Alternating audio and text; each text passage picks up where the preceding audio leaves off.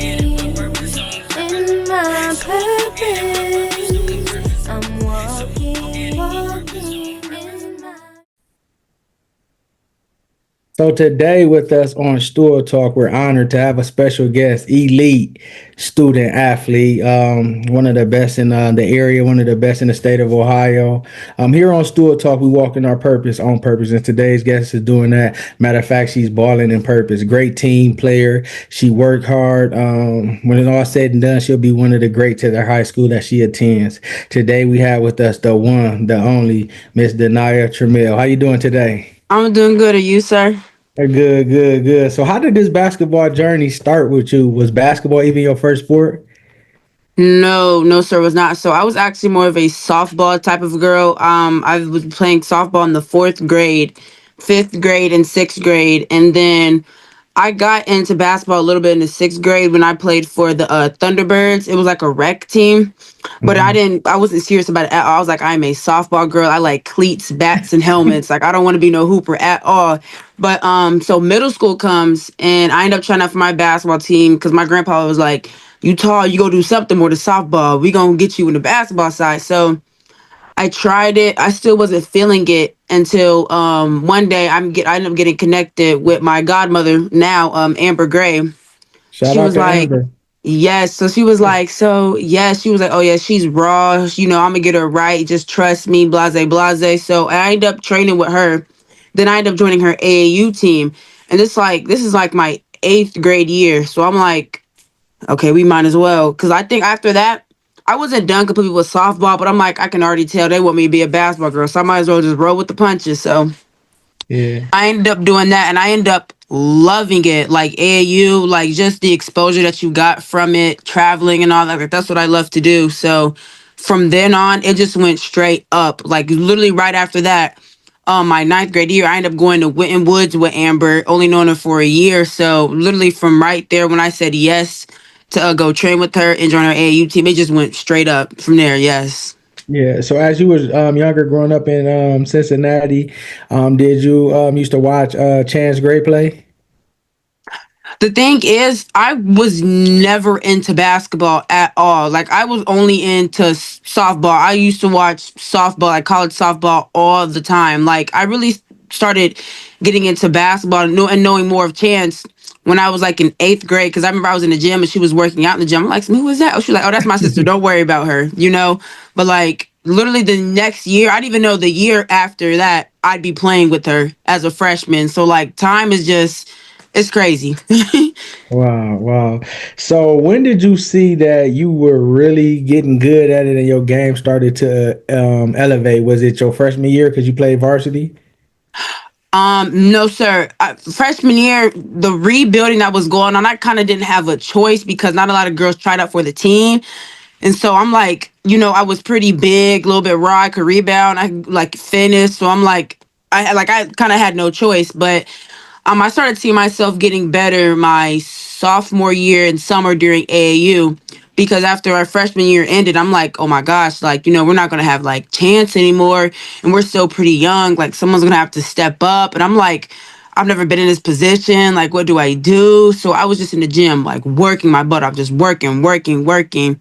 And then it went up from there. But like sophomore year, it was a pretty hard year, but even like through all the games that we had to go through in adversity, you could still see the growth that was coming within me. So I would say that, yes, sir. Yeah.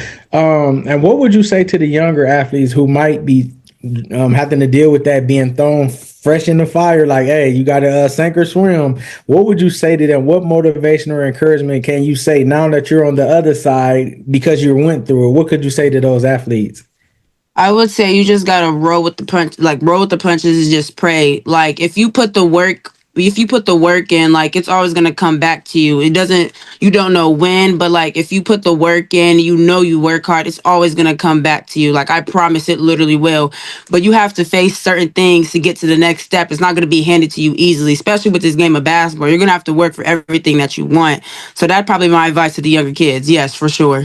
Yeah, and what does hard work mean to you? Because you train, you work hard. That's why I said it wasn't no big deal. I know we would get this interview underway because you ain't just at home chilling. You working, you playing Exactly. basketball, you getting it done, you putting in the extra work. So what makes you work hard and what is hard work to you? Hard work, it doesn't have to do, it's not like hard work, it's not just on the court, it's also off the court. Like, I know, like, after practice, I stay for extra training. Even before practice, I try to get as much shots up as possible. Even like off the court, like, homework is still a big priority. So I got to get homework done and everything. It's just finding that right type of balance, because you're a student athlete, not athlete student. So you just got to Mhm. have a good balance for it, just have a good balance. And I think you'll be fine. But hard work is just knowing your priorities and just getting things right in line. Yeah, what does family mean to you and how has the support helped you thus far in your journey? Family means everything. Like, from the beginning, when I was not that good, like my mom and my godmom Amber, they betted on me, and I'm like I'm terrible. Like, guys, don't get your hopes up. Like, I still want to play softball. Like, this is not my bag at all. But like, family means a lot. And like, from the beginning, my sisters and my papa, Coach Gray, they just stuck by my side and they just haven't give up. Like, they've been useful resources, a good support system. Like, I just cannot thank them enough. Like, I'm really, really blessed to have them.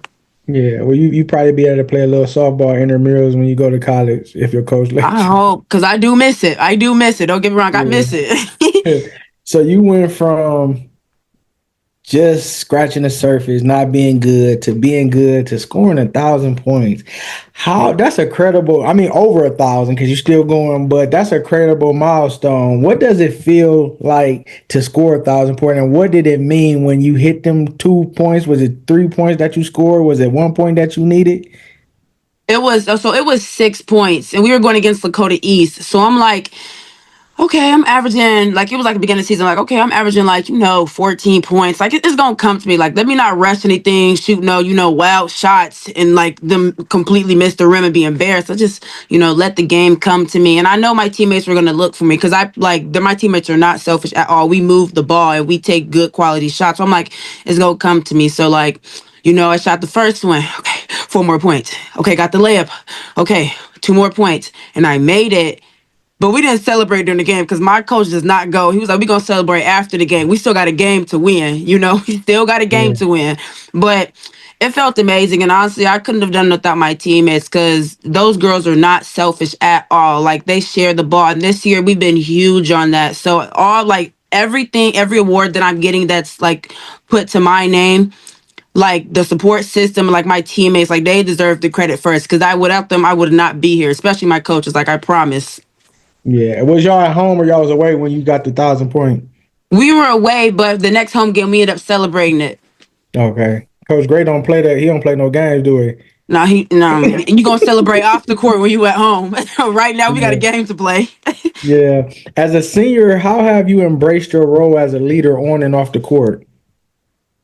So I would say I embrace my role trying to be a leader. Sometimes I try to be vocal, but I wouldn't say I'm really vocal. I try my best to just lead by example and just do what I'm supposed to do. So, like, because I think in my head, like, okay, if I do what I'm supposed to do and I'm getting the good results out of it, people will see, like, okay, well, Dee's getting this type of results. Well, what is she doing? And they just get to hang on to it, then they stick onto it, then they start doing it. But I mean, I can always add that vocal part, but I kind of say I lead more by example. Yeah. And what has been your most memorable moment or a game in your career? Was it the 1,000 point? Was it another one? I would say, the 1,000 points, but also another one would be when we went against Holy Cross at Dixie Heights. So I think we were down, but I don't know how much. I mean, they came and punched us in the mouth. It was like, what, like 17-2, like unexpectedly. I'm like holy smoke. And then, Coach Gray being who he is, he was like, somebody got to step up. And he looked at me. He was like, you can't play timid. Like, everything that you work on, you got to learn how to apply it to the game. So I ended up doing that. And then I'm like, okay, I think I did a decent job. We end up winning. I look back on the stat sheet, it's talking about 30.17 rebounds. I'm like, I got that in me. I got that in me. It was like, yes, because when you work for it, you apply it to the game, you'll see the results that you want. So I probably say that's one of my most memorable games. What's the highest you ever had?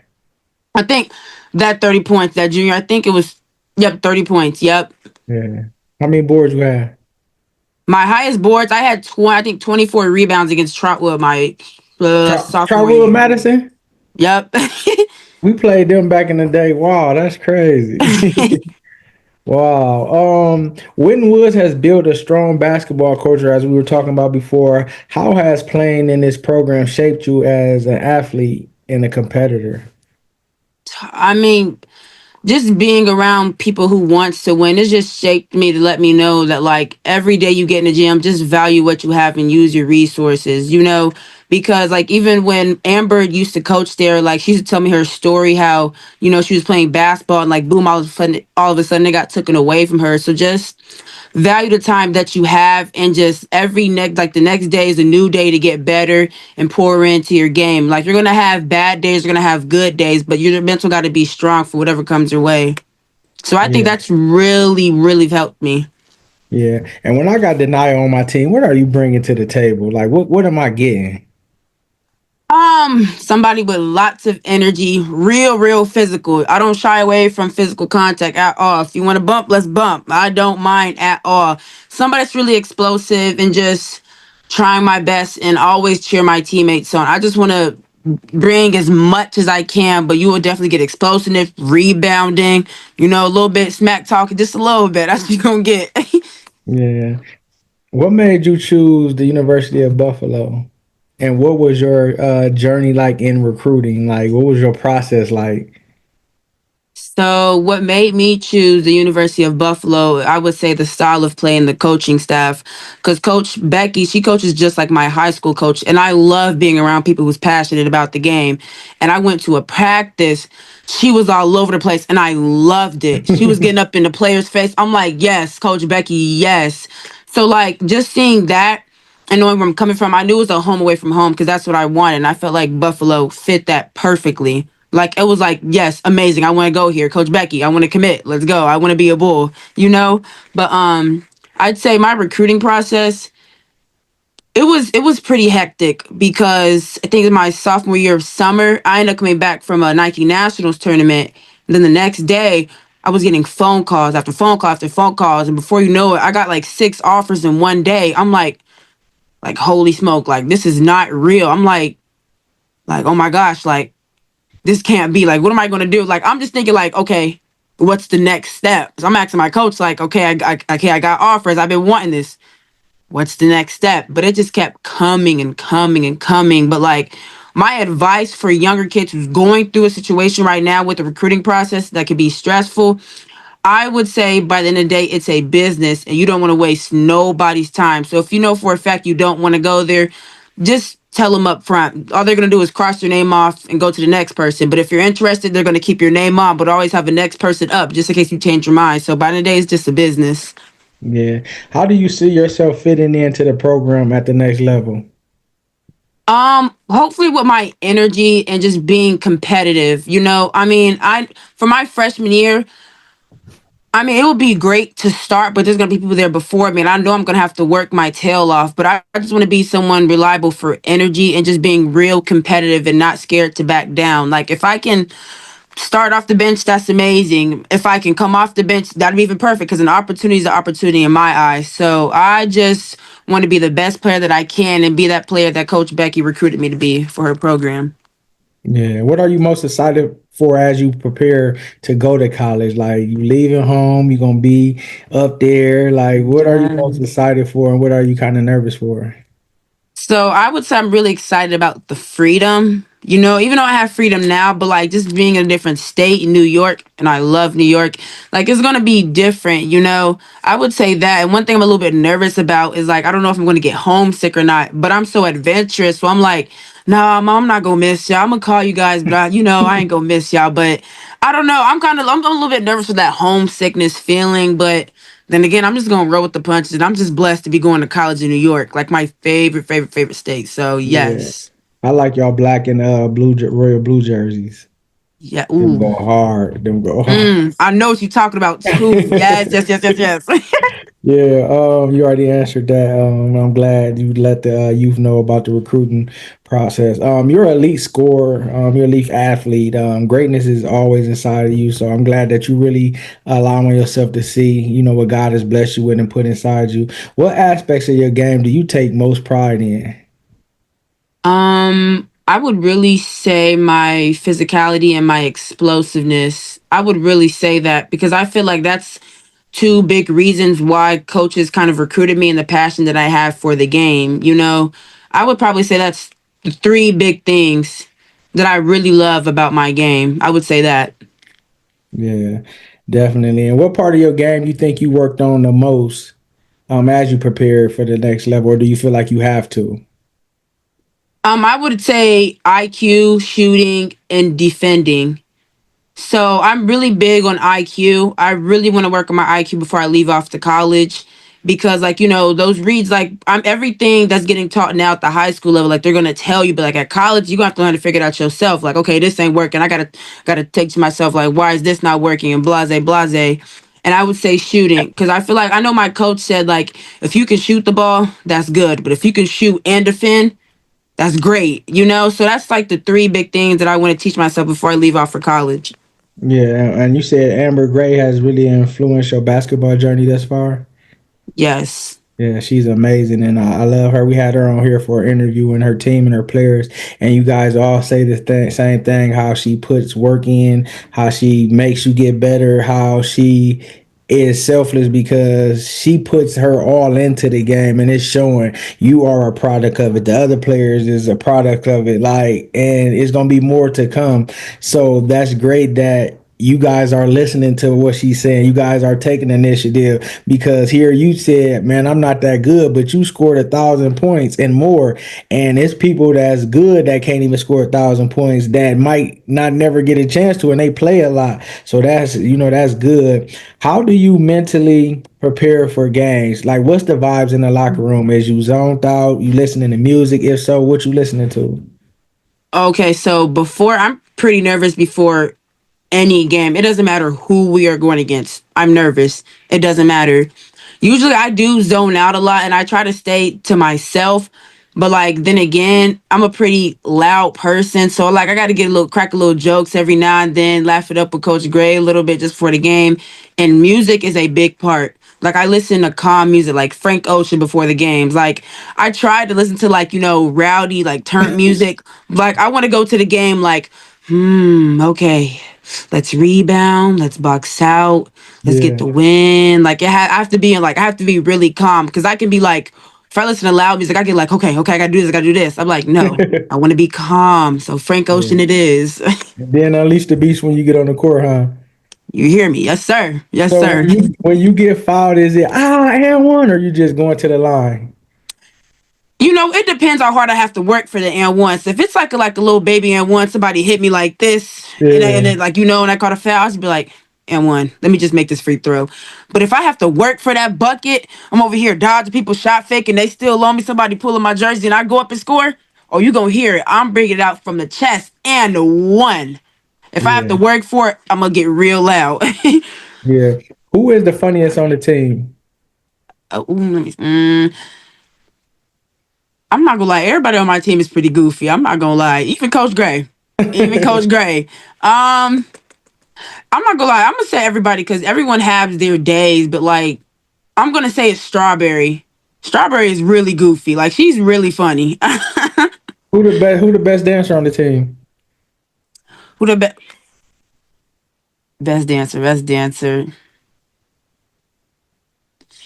Um, I'm gonna give it to a whole bunch of people. Sophia, Whitley, Bernice, Jenny, because they do a whole bunch of pregame TikToks, and I'm still stuck on the Renegade. So like, if they do a pregame, anyone who do the pregame TikToks on our team are the best dancers on the team. Yeah.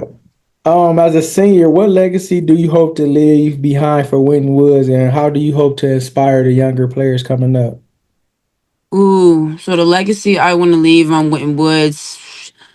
I just want people to know, like, it doesn't matter, like, where you start or where you come from or how you start. Like, if you put the work in, like, it'll always come back to you. And I just want to be known for someone who always acknowledged, the support that she gets and the community that shows out for her. Like, I want to be known for that, just giving back. And like the advice I'd have for the youth is that do not compare yourself at all. All it does is causes doubt and jealousy. Like, if you work for it, like, I promise, I know I keep saying it, it's going to come back to you. Like, don't worry about who gets what, and what. By the end of the day, everybody can only get to go to one school. It doesn't matter if she gets this, oh, she got that, and you get this. Like, any level to play at is a blessing. So that's the advice I want to give to them. What advice would you give your younger self now that you have accomplished all that? Woo. The advice that I give myself, I tell myself to calm down and take things, like, take certain things at a time, like, get my priorities straight, because I like to, like, start one thing, put it on pause, start this and put it on pause. Like, I do that when I work out, and Coach Greg be like, you need to master this to move on to that. But I'm like, no, let me try this and this and this and this and this. No, D, you need to get this so you can move on to that. And then also you can build something off of that. So I would just say, just take my time and just keep betting on yourself, because when I first started off, I wasn't really confident in myself. But the more work I put in, the more I bet it on myself, and it really pays off. If you have confidence, like, it starts within here. Then if you have a great support system, like, you'll be okay. Like, I would tell myself that. Yeah. What personal and team goals do you still want to accomplish before you end your career? The only thing that's left, the regular season over. We went 22-0. I'm just, everyone know what the goal is. The goal is state, but like right now, my mind is just focused on taking it one game at a time, not looking further ahead, looking at the game that's coming up. Okay, we won this game. The next game, okay, this game. Okay, practice after that. Okay, this game. We would just want to take one game at a time. Yeah. Well, who do you pattern your game after? Who do you look up to? Like, who are you watching these days? I would say Asia Wilson and a little bit of my God's mom highlights. I be searching her up a little bit, but I would really say Asia Wilson. Asia Wilson and Nafisa Collier. Like, I love how they play. Love, love, love their style of play. And I feel like once I get older into college more, I'll probably have more to showcase that now. But like in high school with the double teams, the triple teams, I gotta kick that ball out. I can't show everything that's in my bag, But I would say those are the three people. Yeah. What's the funniest excuse you ever used to get out of training? Ooh. I think one time I had to tell my coach I had to get my hair done. I was like, I gotta get my hair done. Like, look, I think I had a wig on. I was like, look, like, I have to get my hair done. I showed my tracks and everything. I showed my breasts. I'm like, I have to get my hair done. That did not work out, and I just felt embarrassed because I'm like, I just showed you I was under my wig and you not letting me go. Like, I would say that's probably the funniest excuse that I've used. Right. If your teammates had to describe you and use only three words, what would it be? Funny, dramatic, and outgoing. Yeah. What's your guilty pleasure food after a competition?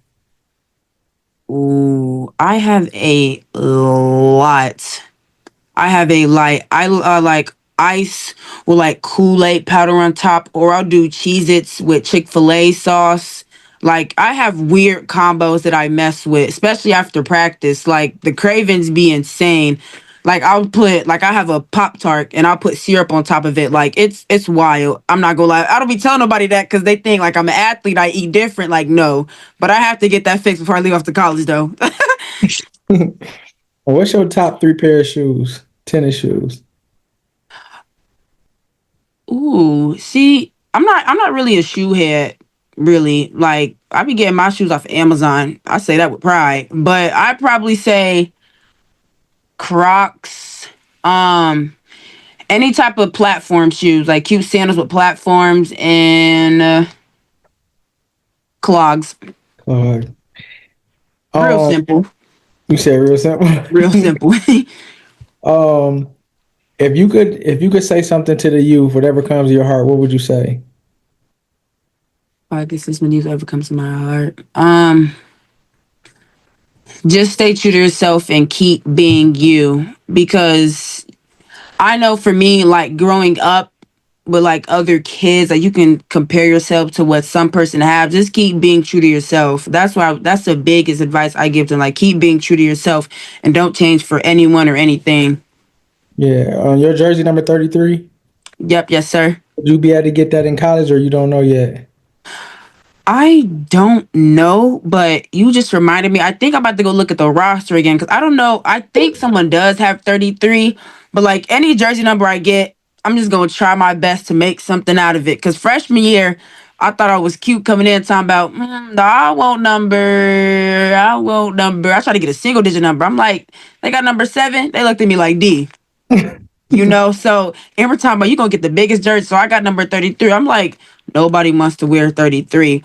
But now boom, everybody know me like, oh my gosh, it's number 33. So Yeah, like yeah, facts. hopefully I can, but if I can't, I'm gonna just roll with what I get and make the best out of it. And that's gonna be my number for the next 4 years. Yeah, yeah, definitely. Last couple questions, we get you out of here.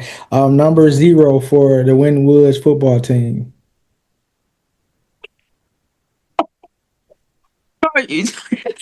Oh my gosh, you talking about Delane? Oh yes, yes, yes, yes. Oh wow, did not see this one coming. Yes, so that's my little boo. That's my little boo. That's my little Yeah, boo. We've yeah, been we'd best love to friends. have him on the podcast. Been trying to reach out to get him. So can you connect us? Oh my god, I will actually, yes. Right after this, Sure. I got you. He's at work right now. Like I will FaceTime and be like, you gotta try this. Yes. And I want him Yeah. to do stuff like this. I got you for sure. Yeah, for sure. Yeah, and I had seen you had on a sweet hoodie. The hoodie was custom. The Yes. hoodie was custom, and that brings me to my other stuff. You take a lot of pictures, and you modeling? Are you just creative? Are you influencing? But you have a unique style. Where do that come from?